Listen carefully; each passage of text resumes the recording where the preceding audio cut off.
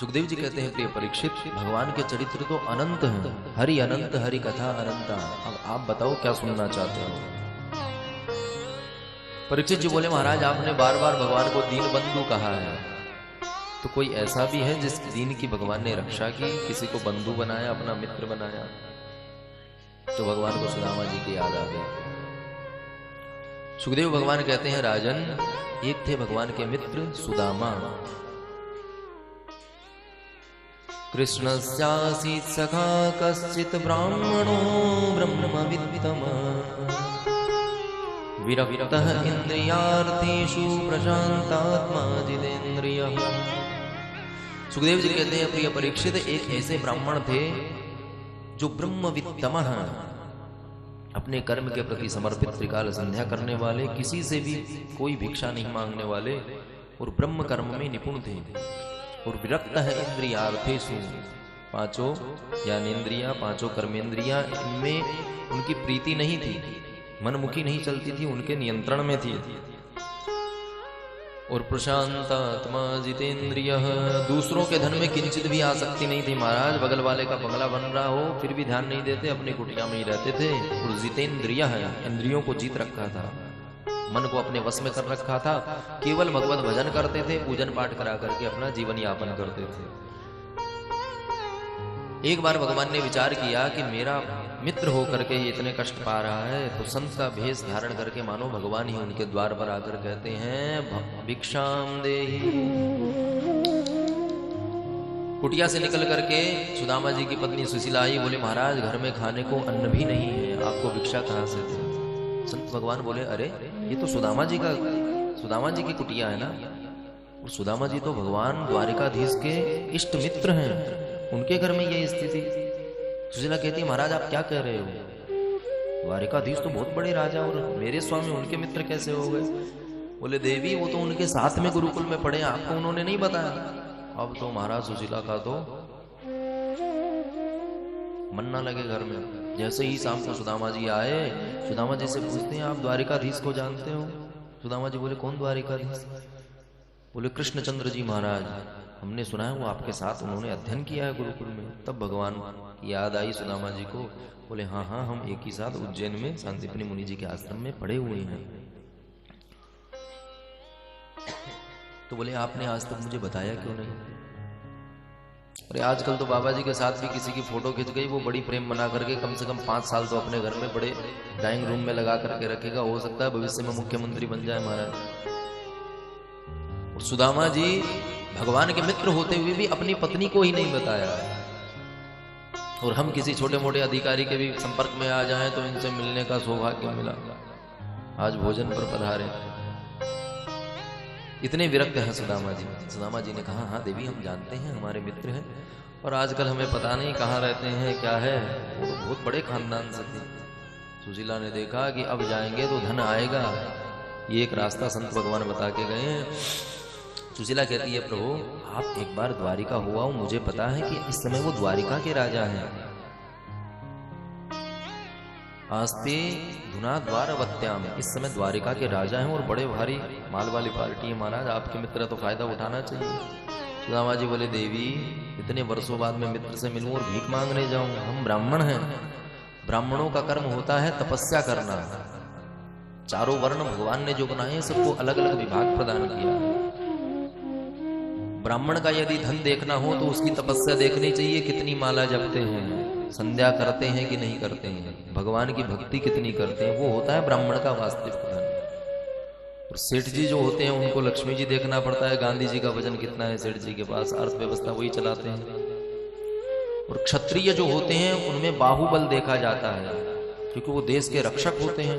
जब भी विपदा आवे किसी भी धर्म पर, तो क्षत्रिय ही उनसे सामना करते हैं। दिल्ली में जब ब्राह्मणों के विरुद्ध बैनर लग गए तो क्षत्रिय ने ही आवाज उठाई थी कि ब्राह्मणों से भिड़ने से पहले हमसे भिड़ना पड़ेगा, ब्राह्मण हमारे गुरु हैं। तब जाकर के मामला शांत हुआ था। और शूद्र वर्ग जो है वो सेवा का कार्य करते हैं, तो उनकी सेवा श्रेष्ठ देखी जाती है, कौन कितनी सेवा करता है। तो सुदामा जी ने कहा, देवी हम तपस्या को प्रधानता देते हैं, हमें कोई धनराशि में हमारा मोह नहीं है। सुशीला समझ गई ये तो नहीं जाएंगे ऐसे। बोले नहीं नहीं महाराज, मैं तो ये चाहती हूँ कि आप एक बार मिलाओ अपने मित्र से। तो बोले यदि जाऊं तो भी क्या लेकर के जाऊं, मेरे घर में तो कुछ भी नहीं है, और वो इतना बड़ा राजा है, क्या पता मिले या ना मिले, पर कुछ तो चाहिए। तो या चित्वा चतुरो मुष्टीन विप्रान पृथक दंडुलान चैलखंडेन तान बद्ध्वा भरत्रे प्रादादुपायनम। सुदामा जी के घर में इतनी गरीबी है कि एक समय का भोजन भी सुलभ नहीं हो पाता, केवल पानी पी करके काम चलाते हैं। कभी कोई भंडारा आ गया, कोई कार्यक्रम हो गया तो बात ठीक है। तो सुशीला पड़ोस में जाकर के 4 घरों से 4 मुट्ठी चावल मांग करके लाई। 4 मुट्ठी चावल मांग करके लाई। अब चावल तो 4 मुट्ठी आ गए, पर उनको बांधे किसमें, बांधने के लिए वस्त्र नहीं। तो सुदामा जी की ही एक पुरानी जीर्ण शीर्ण धोती रखी थी, उसके भी 4 टुकड़े हो रखे थे। तो 4 मुट्ठी चावल को 4 टुकड़े में लपेट करके कैसे जैसे पोटली बना करके उनको दी। और जैसे ही सुदामा जी चले तो बोले महाराज मेरी एक बात द्वारिकाधीश से निवेदन कर देना। सुदामा जी ने कहा कहो देवी। सुशीला कहती है 1 मास द्वय पाख में 2 एकादशी हो,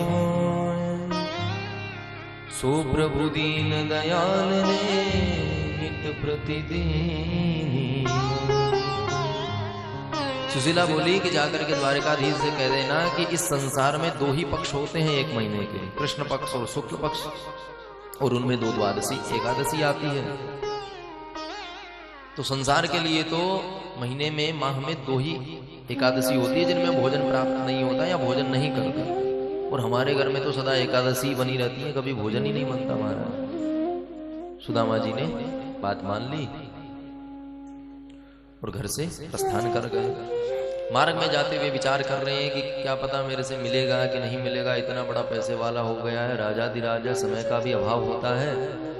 तो थके हुए सुदामा जी रात्रि काल में विश्राम किए। जैसे ही सुबह आंखें खुली तो देखा कि हम तो कहीं जहां पे उठे वहां पे भव्य भवन बने हुए हैं भाई। भगवान ने अपनी माया से सुदामा जी को सीधे ही अपनी द्वारिका में बुला लिया। उठ करके राहगीर से पूछा कि भैया यहाँ कन्हैया को भवन कौन सो है। राहगीर ने बोले बाबा कोई एड्रेस पता, कोई सेक्टर, कॉलोनी कुछ तो पता हो, वैसे तो कन्हैया कौन जाने। सुदामा जी बोले भैया हमें इतना तो पता नहीं, पर हमने यह सुन रखी है कि वो यहाँ को राजा है। अब जैसे ही उसने सुदामा जी ने कहा यहाँ का राजा है कि राहगीर तो बिगड़ गया। ए महाराज ऐसे कैसे बात करते हो, वो हमारे मालिक हैं, हमारे स्वामी हैं, उनके लिए आप ऐसे शब्दों का प्रयोग करोगे। सुदामा जी बोले भैया तू बता दे क्या कहें। राहगीर कहता है अनंत समलंकृत छत्रपति राजमूर्ति चक्रवर्ती सर्वेश्वर प्रतिपालक विश्ववंद्य श्री श्री महाराजाधिराज द्वारिकाधीश्वर श्री कृष्ण चंद्र सरकार। सुदामा जी के तो होश उड़ गए, हम तो कनुआ कनुआ कहते, इतनो बड़ो नाम हो गए भैया। सुदामा जी बोले ठीक है भैया तू मुझे यह बता दे कि वहां को भवन कौन तो है। राहगीर कहता है ये जितनी भी बड़ी बड़ी बिल्डिंग है, जितने भी राजमहल आप देख रहे हो वो सब उन्हीं के हैं।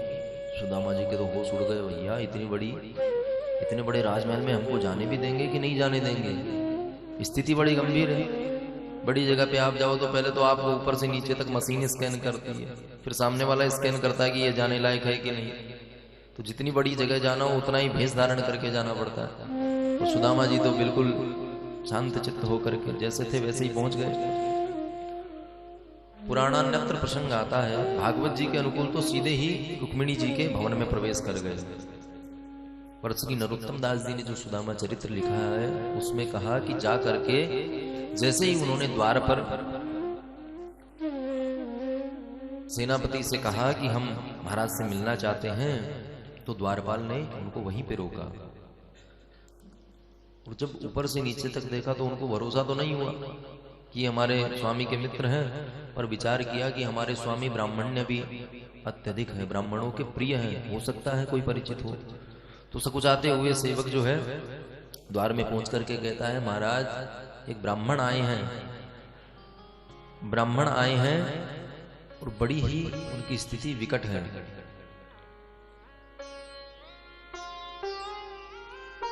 सेवक जैसे ही पहुंच करके कहता है शीस पगान तगा तन पे,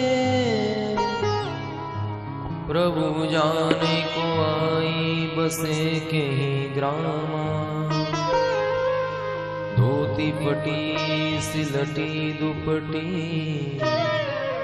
अरुपायु पान की नहीं सामा। द्वार खड़ो बिज दुर्बल एक, रयो चकितो असुधा पूछत दीन दयाल को नाम, बतावत आपनो नाम सुदामा। जैसे ही भगवान ने सुदामा नाम सुना कि राज सिंहासन से कूद पड़े, भगवान का पीतांबर रह गया। सभी सभासद खड़े हो गए कि आज के भगवान को क्या हो गया भाई। अरे ब्रह्मा विष्णु महेश आ जाते हैं तो भी भगवान नमस्कार करते हैं, आदर सहित अंदर ले आओ। पर जैसे ही सुदामा नाम सुना स्वयं दौड़ करके जा रहे हैं। भगवान दौड़ करके द्वार पर पहुंचे और सुदामा जी को देखते ही गले में लगा लिया। बोल भक्त वत्सल भगवान की। सभी सभासदों की आंखें फटी की फटी रह गई कि न जाने आज कौन सी हस्ती हमारे मध्य आने वाली है। हमारे मालिक हमारे स्वामी स्वयं उनको लेने गए हैं। सुदामा जी को जैसे ही गले लगाया, सुदामा जी की तो अश्रुधार प्रवाहित हो गई कि इतना बड़ा राजा है और मुझे लेने आया है। कंठावरुद्ध हो गया, सुदामा जी कुछ बोल नहीं पाए। भगवान भी एक ही बार में उनकी स्थिति समझ गए और लेकर के अंतःपुर में प्रवेश किया। सुदामा जी लेकर के जैसे ही आए कि सब ऊपर से नीचे तक सुदामा जी को ही देखे जा रहे हैं। भाई ये कौन है? इतना गरीब प्रतीत होता है और हमारे स्वामी इनके लिए दौड़ करके गए। हो न हो कोई परम तपस्वी, कोई भगवत भक्त है, वरना इनके दर्शन से तो हमें नहीं लगता कोई विशिष्ट अतिथि है। भगवान ने ला करके सुदामा जी को अपने निज सिंहासन पर बैठाया। सिंहासन पर बैठा करके रुक्मिणी जी से इशारा किया, देवी जा करके जल ले आओ, हम इनका चरण प्रक्षालन करेंगे। रुक्मिणी जी अंतःपुर में जल लेने गई। जैसे ही जलपात्र ला रही थी तो भगवान सुदामा जी के पैर सहलाने लगे। जैसे ही देखा कि इतने कंटक, इतने कांटे सुदामा जी के चरण में लगे हैं कि पूरा पैर जो है रक्त रंजित हो रहा है। भगवान ने अपने पीतांबर से उनके पैरों को पोंछना प्रारंभ किया तो देखा कि कहीं कहीं फफोले भी पड़ गए हैं जिनमें धूल मिट्टी के कण लगे हुए हैं। ऐसे कंटक विद्ध पाद पद्मों को देखकर प्रभु के आंखों में अश्रुपात होने लगा। और रुक्मिणी जी जब तक जल लेकर के आती उससे पूर्व ही ऐसे बेहाल विवाहिन को पग कंटक जाल लगे पुनि जोए। हाय महादुख पायो सखा, तुम आए तेन किते दिन होए। देखी सुदामा की दीन दशा, करुणा करके करुणा निधि रोए। और पानी परात को हाथ छुयो नहीं, नैनन के जल से पग धोए। जब तक रुक्मिणी जी अंतःपुर से जलपात्र लेकर के आती तब तक भगवान की आंखों से ऐसी गंगा यमुना प्रवाहित हुई कि सुदामा जी के पूरे चरणों को प्रक्षालित कर दिया। प्रीतो व्यमुंचद बिंदु नेत्राभ्याम पुष्करे क्षणः। प्रीति की अधिकता में भगवान के नेत्र प्रवाहित होने लगे। रुक्मिणी जी तो आकर के अवाक रह गई कि आज ये क्या हम देख रहे हैं। ऐसी झांकी हमने कभी पहले पूर्व में दर्शन नहीं की। ये कितना सौभाग्यशाली ब्राह्मण है कि जगतपति हमारे स्वामी लक्ष्मीपति इनके चरण अपने नेत्रों से धो रहे हैं। कौन कहेगा कि सुदामा गरीब है। कि मनेन कृतम पुण्यम पुण्यम वदुते भिक्षुणा। इस अवधूत ने न जाने कौन सा पुण्य किया है कि आज हमारे स्वामी इनकी सेवा निज कर कमलों से कर रहे हैं। भगवान ने सुदामा जी के चरणों का जो चरणोदक है उसको ग्रहण किया और रुक्मिणी जी से कहते हैं, देवी इस चरणोदक से मेरे पूरे महल को शुद्ध कर दो, प्रक्षालित कर दो। भगवान ने जब सुदामा जी का दर्शन किया तो समझ गए हमारे मित्र जो है सकुचा रही है सबके सामने, तो लेकर के अपने पर्यंक अपने भवन में आए और अपनी जो सैया है उस पर बैठाए। जैसे ही सुदामा जी बैठे तो ऐसा लगा मानो क्षीर सागर में विराजे हों। हाथी के नख से, हाथी के दंत से बना हुआ भगवान का वह शयन पर्यंक पलंग था, उस पे सुदामा जी बैठे तो सारे कष्ट दूर हुए और भगवान बैठ करके सुदामा जी से चर्चा करने लगे। सुदामा जी से भगवान कहते हैं, मित्र पहले ये बताओ कि आज तक तुमने विवाह किया कि नहीं किया, क्योंकि प्राय तुम बाबाजियों के संग ज्यादा रहते थे, गुरुकुल में बाबाजियों की बातें किया करते थे, कहीं बाबाजी तो नहीं रह गए। सुदामा जी बोले, मित्र विवाह तो हमारा हुआ है और पत्नी का नाम है सुशीला, जैसो नाम है वैसो ही स्वभाव है, ब्राह्मणी बहुत अच्छी है। भगवान बोले अच्छा। सुदामा जी ने बोले तुम बताओ तुमने विवाह किया कि नहीं। भगवान बोले हमारी तो बहुत बड़ी लिस्ट है, वो आपसे बाद में चर्चा करेंगे, पहले तो आप अपनी सुनाओ। सुदामा बोले, लाला सच्ची बताऊं तेरी भाभी ने मुझे यहाँ भेजो है। भगवान बोले अच्छा, तो जब भाभी ने भेजो है तो भाभी ने हमारे ताई भी कछु भेजो होगो। अब सुदामा जी चकराए कि इतने बड़े राजा को मैं ये 4 घर के मांगे हुए चावल समझ में अलग आते हैं, ये दिखाऊंगा तो हमारी क्या इज्जत रह जाएगी, और हो भी जाएगी तो हमारे मित्र का कितना अपमान होगा। प्रजा क्या कहेगी कि भीख में मांग करके 4 घर से चावल लाया, ऐसा मित्र है इनका। सुदामा जी ने पोटली हाथ के नीचे कस के दबा ली। भगवान सुदामा जी के चरण दबा रहे हैं। चरण दबाते दबाते भगवान पूछे, मित्र ये हाथ को ऐसे क्यों पकड़ रहा? सुदामा जी बोले, अरे भैया इतनी बड़ी यात्रा करके आए हो ना तो हाथ पैर में दर्द होने लगे। अच्छा। भगवान बोले तो सच्ची सच्ची बताओ कि भाभी ने जब तुम्हें भेजा है तो हमारे लिए कछु ना भेजो। सुदामा जी कहते, अरे मैंने कह तो दिया, भाभी ने कुछ नहीं भेजा। भगवान बोले ऐसा तो हमें लगता नहीं है, फिर भी हो सकता है आप कह रहे हो तो आप झूठ भी नहीं बोलते, ब्राह्मण हैं। अब सुदामा जी संकोच से झूठ बोल रहे हैं, कुछ नहीं भेजा। भगवान कहते हैं, एक बार तुम्हें याद है अपन गुरुकुल की लकड़ी समीधा लेने के लिए जंगल गए थे और वहां पे रास्ता भटक गए। सुदामा जी बोले, हाँ भैया बहुत भारी बरसात हुई वहां दिना और अपन पेड़ पे बैठे रहे। भगवान बोले तो तुम्हें ये भी याद होगा तुम्हारे दांत कैसे कटकटा रहे थे। सुदामा जी समझ गए कि हमारी कोई पोल पट्टी खोल व्यवहार हुआ वही सबके सामने। सुदामा जी बोले, भैया वो तो बचपन की बातें हैं, बचपन निकल गए अब बड़े हो गए। सुदामा जी ने तुरंत प्रसंग बदल दिया महाराज। भगवान समझ रहे हैं कि लेकर के तो आया है पर दिखाने में संकोच कर रहा है। भगवान बोले कि पितृ मुझे लगता है तुम मेरा व्यवहार नहीं जानते। मेरा व्यवहार क्या है? पत्रम पुष्पम फलम तोयम यो मे भक्त्या प्रयच्छति। मैं किन्हीं पदार्थों का भूखा नहीं हूं। भगवान कहते हैं मुझे तो पत्र में भी केवल पत्र कहा, पत्राणी नहीं कहा। बहुवचन लगा दे तो न जाने भक्त कौन सा पत्ता ढूंढते फिरते, या कितने पत्ते चढ़ाएं, 11 चढ़ाएं कि 21 चढ़ाएं, इसलिए केवल एक ही कहा पत्रम। और पुष्प में भी ये नहीं कहा मंदार पुष्प, सेवंतिका पुष्प, केवल पुष्प कहा, कोई भी पुष्प आप अर्पित कर दो। और तोयम, अरे पत्र पुष्प भी ना मिले तो जल तो हर जगह मिल ही जाता है। तो मुझे जो ये 3 वस्तु भी जो चढ़ा देता है उसका भी मनोरथ मैं पूर्ण करता हूं, पर शर्त एक ही है। बोले महाराज जब पत्र पुष्प और इसी से प्रसन्न हो जाते हैं तो क्यों भागवत में खर्चा करें, क्यों यज्ञ कराएं, क्यों लोगों को भोजन कराएं। पत्र पुष्प रोज चढ़ाते जाओ, भगवान को प्रसन्न हो जाएंगे। पर सबसे बड़ी शर्त ये है निष्काम हो करके, अपना समझ करके। और हम अपना किसे समझते हैं? बैंक में जो बैलेंस पड़ा है। भगवान के आगे खड़े होकर के रोज कहते तो त्वमेव माता च पिता त्वमेव बंधु सखा त्वमेव।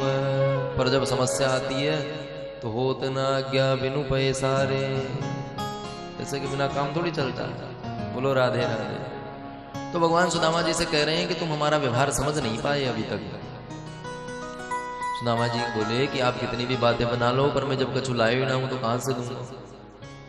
भगवान बोले बहुत ज्यादा हो गई आपकी चरण सेवा, बुलाओ आपके हाथ दबा देते हैं। हाथ में भी तो दर्द है, आप कह रहे हो इसलिए कर रखा है। सुदामा जी समझ गए कि ये पोल पट्टी यहाँ भी खोलेगो भाई। सुदामा जी ने और कस के दबाया, भगवान ने पकड़ करके खींच करके स्वयं जहां रखिमिद मिति पृथुक तंडुलान, भगवान ने कर कमलों से वो 4 घर से मांगी हुई पोटली भी सुदामा जी से छीन ली। और जैसे ही छीनी तो तंडुल की पोटली को हाथ में रखकर भगवान ने एक झटके से बाहर निकाल लिया और सुदामा जी देखते ही रह गए। और इति मुष्टिम सकृत जग्ध्वा द्वितीयां जग्धुमाददे तावत् श्रीर्जगृहे हस्तं तत्परा परमेष्टिनः। भगवान ने पोटली लेते ही सर्वप्रथम एक मुट्ठी चावल तो है स्वयं खा गए। जैसे बच्चे करते हैं ना, कोई चीज हाथ लग जाए तो तुरंत खा जाते हैं, बाद में मिलेगी कि ना मिलेगी। तो झट से भगवान ने एक मुट्ठी चावल खा करके मानो एक लोक का संकल्प करके सुदामा जी को संपत्ति प्रदान कर दी। अपने ही जैसा निज भवन भगवान ने सुदामा जी को प्रदान किया।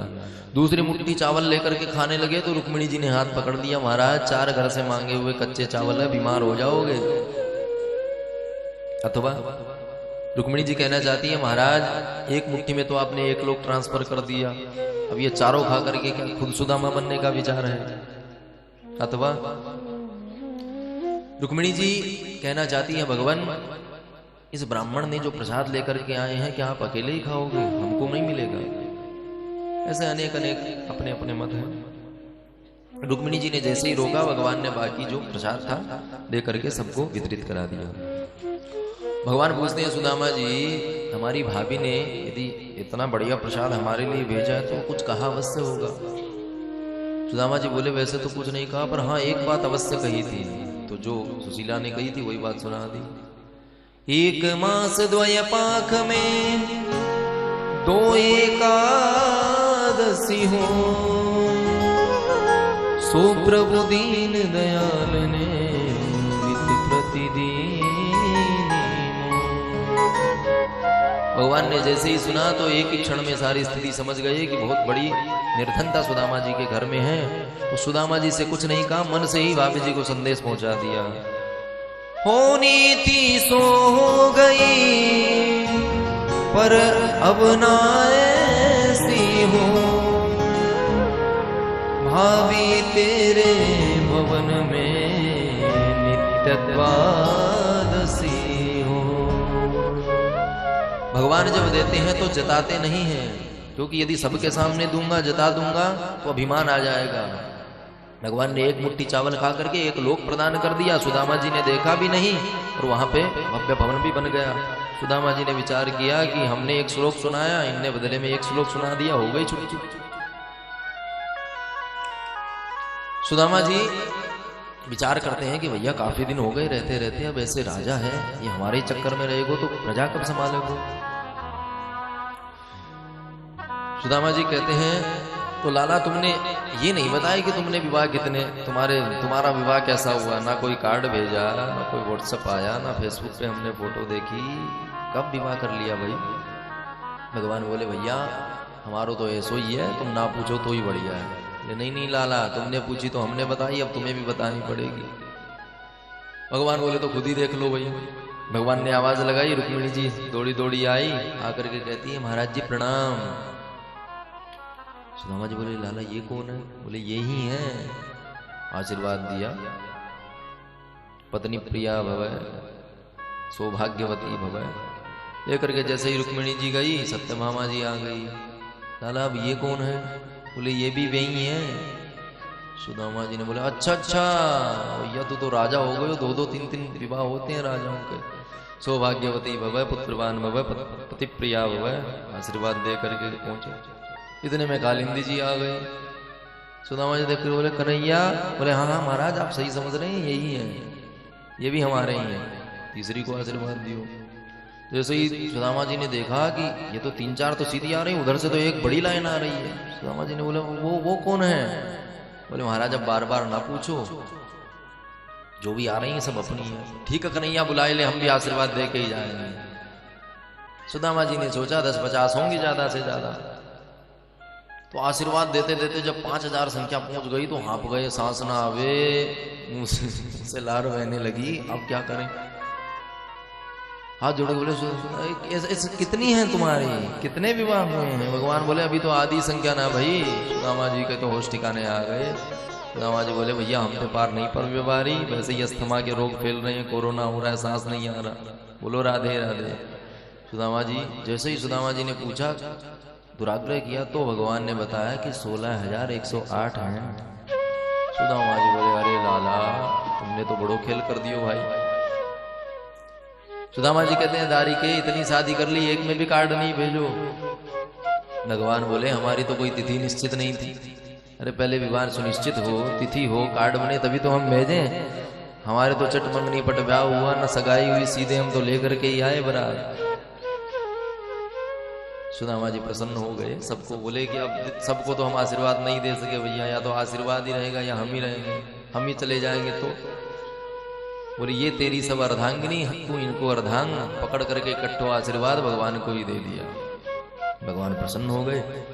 अब सुदामा जी ने विचार बनाया कि अब ज्यादा समय रहना उचित नहीं, राजकार्य में बाधा है। सुदामा जी बोले लाला तुम्हारी भाभी अकेले हैं, इतने दिन रहना उचित ना लगे, अब हम गांव को जाएंगे। भगवान ने भी नहीं रोका। सुदामा जी ने सोचा एक बार भी यानी हमसे रुकवे की नहीं कही, भाई कैसो मित्र है। भगवान ने इसलिए नहीं रोका कि कोई भी जाने वाला है उसकी यात्रा में यदि हम बार बार रोकेंगे तो उसका अपशगुन होगा। तो भगवान ने नहीं रोका। सुदामा जी विचार कर रहे हैं कि चलें कि रुकें, पर अब हमने कह भी दिया तो रुकना भी अच्छा नहीं लगे। तो सुदामा जी ने धीरे धीरे प्रस्थान करने की भूमिका बनाई। भगवान ने रोकने का प्रयास किया नहीं। सुदामा जी जैसे ही चलने लगे तो भगवान से कहते हैं कन्हैया अब तू जाकर के राजकाज कर, अब मैं अपने आप पैदल पैदल, हम तो वैसे ही पद यात्रा कर व्यवहार रहे हैं, धीरे धीरे पहुंच जाएंगे। भगवान बोले अच्छा ठीक है।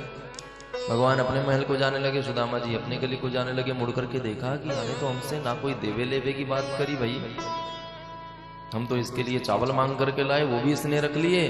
हमको तो ना इतना राजा है बड़ा भारी, चाहता तो कितना धन दे सकता था, पर इसने तो कोई बात ही नहीं की। ऐसा कैसो मित्र है हमारा। अरे मुझे तो फर्क नहीं पड़ता, पर वो सुशीला तो इस चक्कर में ही बैठी होगी कि कम से कम 2-4 साड़ी तो लेकर के आएंगे। घर में वस्त्र भी नहीं है, क्योंकि जो अन्न चावल बांधे वो भी 4 फटी हुई वस्त्र से बांधे हैं। 4 मुट्ठी मांग करके लाए, तो उससे कोई सोच सकता है कि कैसी स्थिति होगी घर की। सुदामा जी विचार कर रहे हैं मुझे तो कचुना चाहिए भाई, पर अपनी भाभी के लिए 1-2 साड़ी दे देता तो मेरी तो इज्जत रह जाती। अब मैं ब्राह्मणी से क्या कहूंगा जाकर के। सुदामा जी कहते ठीक है कन्हैया हम चलें। कन्हैया बोले हाँ आराम से जाओ। तो तुम्हारी भाभी ने जो संदेश भेजा उसके लिए भाभी को कुछ कहना है। भगवान बोले हाँ हाँ भाभी ने भेजा है, तो आप भाभी से हमारी राम राम कह दइयो। सुदामा जी ने विचार किया राम राम तो हम ऐसे ही कह देते हैं, इसमें कहने की क्या जरूरी। थोड़े से और आगे चले, इसके अलावा भी कुछ कहना है। भगवान बोले और क्या कहोगे। हाँ हाँ एक बात कहना कि अगली बार आप जब आओ तो भाभी को साथ लेकर के आना। सुदामा जी समझ गए भैया दाल नहीं गल रही वाली, पक्को राजा है, सेठों के संग में रहता है तो सेठ बन गया है, सांवरिया सेठ। सुदामा जी समझ गए कि ये कुछ देने लेने का काम नहीं है, चलने में फायदा है। सुदामा जी धीरे धीरे चलते चलते जैसे ही अपनी कुटिया के पास पहुंचे कि वहीं चक्कर लगा रहे हैं, कुटिया का अता पता ही नहीं हमारा। सुदामा जी ने चेक किया, मैप लोकेशन तो सही बता रही है भाई, और ये यहाँ पे नया निर्माण कैसे हो गया। जहाँ पे हरा हरा रंग होता था, ऊंची ऊंची बिल्डिंग पे माइक लगे रहे थे, वहां पे तो भगवा छा रहा है, क्या बात है। सुदामा जी वहां पे डोलते रहे तो सैनिकों ने जाकर के सुशीला देवी महारानी से कहा कि महारानी पता नहीं कोई एक ब्राह्मण है जो कब से सुबह से चक्कर लगाए जा रहा है। महारानी झरोखे से झांक करके देख के बोले अरे ये हमारे स्वामी जी हैं, राजा हैं यहाँ के, अभी राज्याभिषेक होना बाकी है। सैनिक जाकर के खड़े हो गए कि महाराज आए हैं। सुदामा जी डरे डरे सोच रहे हैं भैया काऊ राजा ने हमारी जगह तो अपनो महल बना लियो, एक कुटिया थी वो भी चली गई, कुटिया गई सो गई, हमारी सुशीला कहाँ गई। अरे कुटिया तो हम बना लेंगे पर सुशीला कहाँ से लाएंगे। सुदामा जी तो चक्कर में पड़ गए। जैसे ही सुदामा जी ने देखा कि ढोल नगाड़े बजते आ रहे हैं, कोई महारानी हाथ में थाली लिए हुए सोने की कहीं पूजन करने जा रही है। सुदामा जी ने देखा कि अब जमीन तो गई सो गई, अब यदि हम कुछ बोल देंगे तो कहीं कोई जेल में ना डाल दे। सुदामा जी तो एक तरफ होके खड़े हो गए, कोई महारानी जा रही है भैया, हमारी तो झोपड़ी भी गई और सुशीला भी गई। सुदामा जी सकुचाए हुए से एक तरफ जाकर के खड़े हो गए। महारानी ने आकर के जो ही आरती घुमाई, सुदामा जी तो हक्के बक्के देवी जी आप कौन हो। सुशीला बोली वारे महाराज ऐसे मित्र से मिलवे गए, मुझे ही भूल गए। सुदामा जी ने अरे अरे सुशीला तेरे दो दो चुटीला। बोलो राधे राधे। बढ़िया 16 श्रृंगार करके आई। बोले भाई तो वही मैं सोचू ये इतने बड़ा महल इतनी बड़ी अटारी ये कहाँ से आई है? बोले महाराज जहाँ से आप आए हो वहीं से ट्रांसफर होके ये महल आया है। और अब आप सुदामा नहीं, अब आप महाराज सुदामा हो। सुदामा जी को तो होश उड़ गए, वही इतना बड़ा मंदिर। विधिवत सुदामा जी को अंदर लाए। सुदामा जी का भी बढ़िया व्यवस्था हुई और सुदामा जी भी महाराज के जैसे जीवन जीने लगे। बोल भक्तवत्सल भगवान की जय। नारायण नारायण नारायण श्रीमन नारायण नारायण नारायण श्रीमन नारायण नारायण नारायण श्रीमन नारायण नारायण नारायण राम नारायण नारायण नारायण नारायण नारायण नारायण राम नारायण नारायण नारायण राम नारायण नारायण नारायण लक्ष्मी नारायण नारायण नारायण लक्ष्मी नारायण नारायण नारायण सत्य नारायण नारायण नारायण सत्य नारायण नारायण नारायण। बोल भक्तवत्सल भगवान की जय। सुखदेव जी महाराज कहते हैं प्रिय परीक्षित, इस तरह भगवान दीन बंधु ने भी अपना नाम सार्थक किया।